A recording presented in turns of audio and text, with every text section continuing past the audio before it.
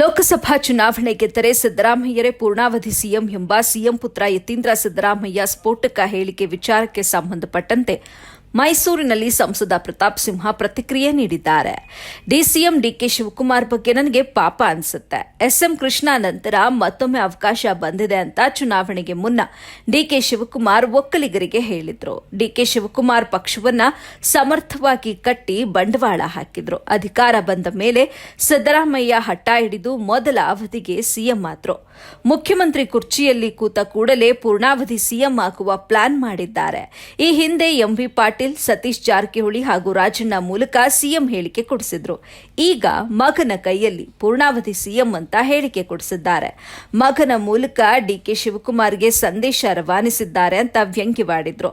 ಸ್ವಜಾತಿ ಹಾಗೂ ಮುಸ್ಲಿಮರು ತಮ್ಮ ತಂದೆ ಕೈ ಹಿಡಿದ್ರು ಅಂತ ಯತೀಂದ್ರ ಹೇಳಿದ್ದಾರೆ. ಚಾಮುಂಡೇಶ್ವರಿ ಕ್ಷೇತ್ರದಲ್ಲಿ ಸಿದ್ದರಾಮಯ್ಯಗೆ ಮತ ಹಾಕಿದ್ದು ಒಕ್ಕಲಿಗರಲ್ವಾ? ವರುಣಾದಲ್ಲಿ ಲಿಂಗಾಯತರು ತಾನೇ ನಿಮಗೆ ಮತ ಹಾಕಿದ್ದು. ಡಿಕೆಶಿ ಎದೆಗೆ ಸಿದ್ದರಾಮಯ್ಯ ಮಗನ ಹೆಗಲ ಮೇಲೆ ಗನ್ನಿಟ್ಟು ಹೊಡೆದಿದ್ದಾರೆ. ಡಿಕೆ ಶಿವಕುಮಾರ್ ಅವರೇ, ನಿಮ್ಮ ವಿರೋಧಿಗಳು ಬೇರೆಲ್ಲೂ ಇಲ್ಲ, ನಿಮ್ಮ ಪಕ್ಷದಲ್ಲೇ ಇದ್ದಾರೆ. ಸಿದ್ದರಾಮಯ್ಯನವರೇ ನಿಮ್ಮ ವಿರೋಧಿ ಅಂತ ಹೇಳಿದ್ರು. ನನಗೆ ಮಾನ್ಯ ಡಿಕೆ ಶಿವಕುಮಾರ್ ಅವರ ಬಗ್ಗೆ ಒಂದು ರೀತಿಯಲ್ಲಿ ಪಾಪ ಅನಿಸುತ್ತೆ.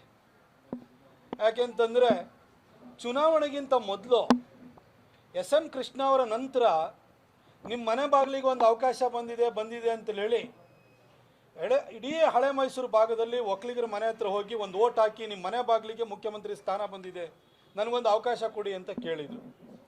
ಒಬ್ಬ ಪಕ್ಷದ ಅಧ್ಯಕ್ಷ ಆಗಿ ಸಮರ್ಥವಾಗಿ ಪಕ್ಷವನ್ನು ಮುನ್ನಡೆಸೋದು ಮಾತ್ರ ಅಲ್ಲ, ಬಂಡವಾಳ ಹಾಕ್ದಂಥವ್ರು ಡಿ ಕೆ ಶಿವಕುಮಾರ್ ಅವರು.